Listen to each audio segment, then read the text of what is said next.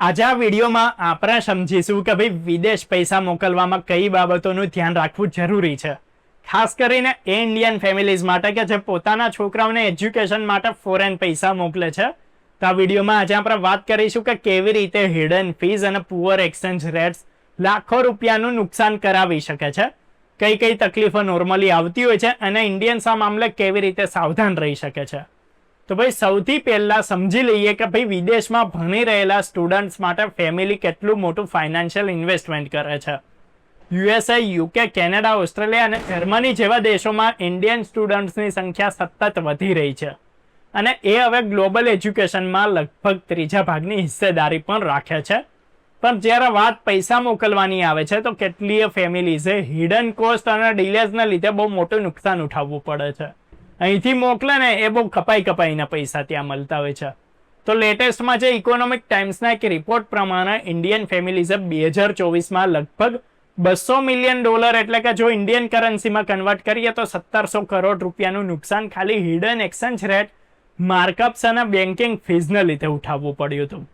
આ પૈસા tuition, rent કે એક્સ્ટ્રા સેમેસ્ટરમાં પણ ઉપયોગ થઈ શકતા હતા, પણ ટ્રેડિશનલ બેન્કિંગ સિસ્ટમ એને બચાવવામાં ફેલ રહ્યું. ફેમિલીઝને મોટા ભાગે ખબર જ નથી પડતી કે ભાઈ પૈસા ક્યારે પહોંચશે અને કેટલો હિસ્સો એકચ્યુઅલી પહોંચશે, કેટલું કપાઈને હાથમાં આવશે અંતે. આજે પણ 95% વધારે ઇન્ડિયાની education related payments traditional banks through થાય છે.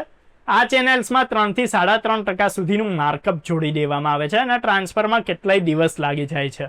ફોર એક્ઝામ્પલ, જો કોઈ ફેમિલી વર્ષે $35,000 મોકલવા માંગે છે એટલે કે લગભગ 30 લાખ રૂપિયા મોકલે છે, તેમાં $700 થી $800 એટલે કે જો ઇન્ડિયન રૂપિયામાં કન્વર્ટ કરીએ તો લગભગ 60,000 થી 75,000 રૂપિયાનું નુકસાન થઈ શકે છે.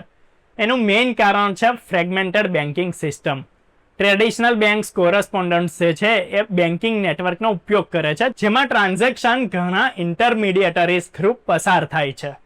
દરેક ઇન્સ્ટિટ્યુશન પોતાની ફીઝ અને ડિલેઝને જોડે છે અને ફેમિલીએ જ એને પૂરેપૂરું નુકસાન ઉઠાવવું પડે છે.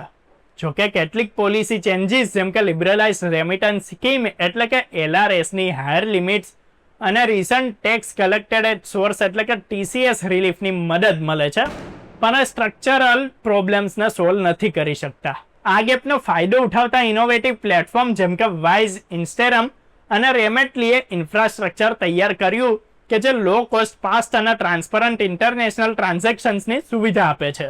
આ પ્લેટફોર્મ્સ પર ફેમિલીઝ અપફ્રન્ટ જોઈ શકે છે કે એક્સચેન્જ રેટ, ફીઝ અને ડિલિવરી ટાઈમલાઈન શું છે. સાથે જ ટ્રાન્ઝેક્શન ટ્રેક પણ કરી શકાય છે. એને એક એક્ઝામ્પલ થ્રુ આપણે સમજીએ તો હર્ષા એક સ્ટુડન્ટ છે કે જે યુએસમાં ભણી રહી છે. એમણે કહ્યું કે ભાઈ એમનો પરિવાર પહેલા બેંક ટ્રાન્સફર કરતો હતો, એમાં 2 થી 3 દિવસ જેટલું તો લાગી જ જતું હતું.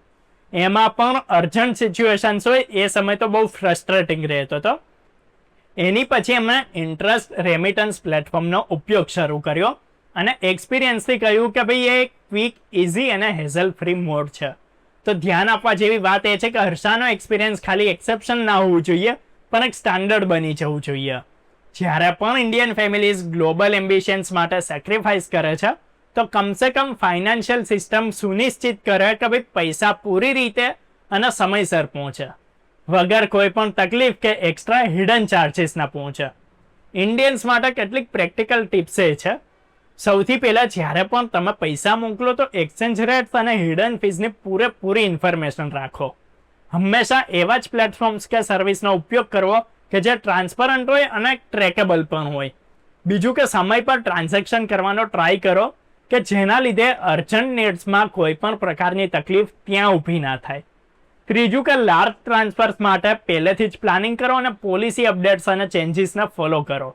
તો છેલ્લે કહી શકાય કે ભાઈ ગ્લોબલ એજ્યુકેશનમાં ઇન્ડિયન સ્ટુડન્ટ્સની ભાગીદારી વધી રહી છે, પણ એના માટે પૈસા મોકલવાનું કામ સહેલું અને સેફ હોવું જોઈએ. ફેમિલીઝે ઇનોવેટિવ પ્લેટફોર્મ્સ અને ટ્રાય ફાઇનાન્શિયલ સિસ્ટમ્સનો ઉપયોગ કરવો જોઈએ. આ રીતે ખાલી પૈસા જ નહીં બચે પણ સ્ટ્રેસ અને અનસર્ટેનિટી પણ ઓછી થશે. તો જો તમને આ વિડીયો સારો લાગ્યો હોય, પસંદ આવ્યો હોય તો લાઈક કરો, શેર કરો અને આવી જ અપડેટ્સ માટે, વિડીયોઝ માટે અર્બન ગુજરાતીને ફોલો કરો, સબસ્ક્રાઇબ